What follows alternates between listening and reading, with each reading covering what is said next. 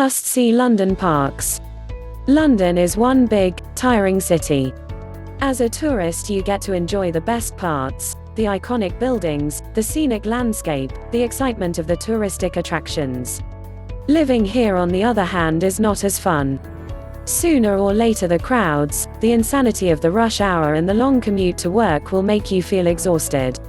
There is one part of London, though, that, no matter if you are a tourist or a local, you will absolutely love: its amazing parks. 4 reasons to see the parks. 1. You get to feed the squirrels. Bring a bag of nuts with you, as they are really friendly and most of the time they will come and eat from your hand.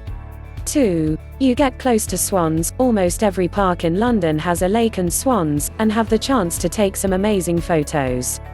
3. You can sit down on the grass and enjoy a lovely picnic among ancient trees. 4. You can really immerse yourself in nature, as the parks will stop the city noise.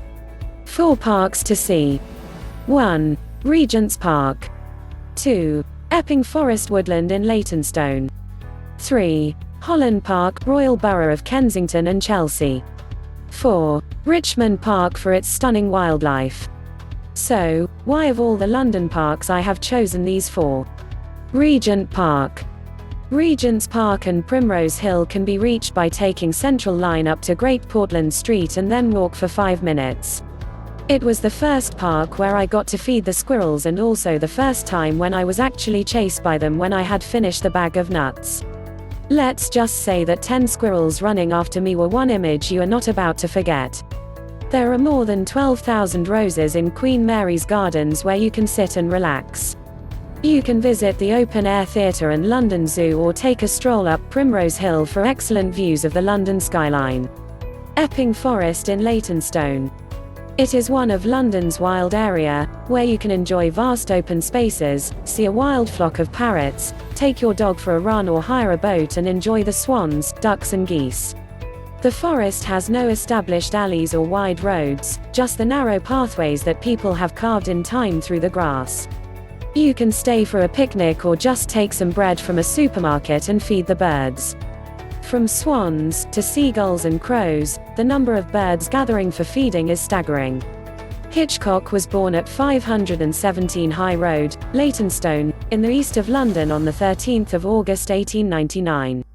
It will not be hard to see where he might have found his inspiration for the movie Birds. You can reach the forest by getting Central Line up to Leytonstone Station. When exiting, enjoy the 17 mosaics from Hitchcock films displayed on the corridors of Leytonstone Tube Station. It's a 10 minutes walk to Epping Forest and Hollow Pond. Holland Park. Situated in the Royal Borough of Kensington and Chelsea, in West London, is comprised of 22.5 hectares of gardens, children's play facilities, sports areas, a cafeteria and large areas of woodland abundant with wildlife. Contained within the park is a beautiful Kyoto garden with its koi carp and bridge at the foot of a waterfall. You can feed the squirrels, admire the peacocks, and be stunned by the vivid murals by the artist Mao Wenbiao for the Orangery Arcade. Richmond Park.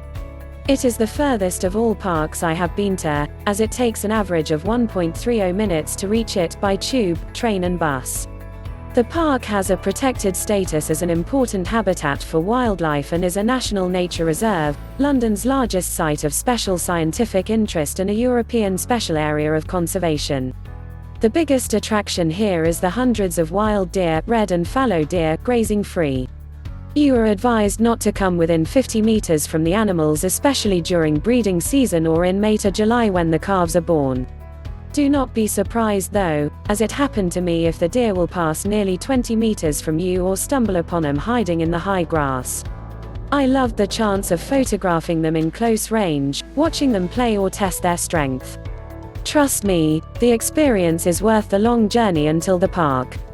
Find out more about London's landmarks in my next YouTube videos.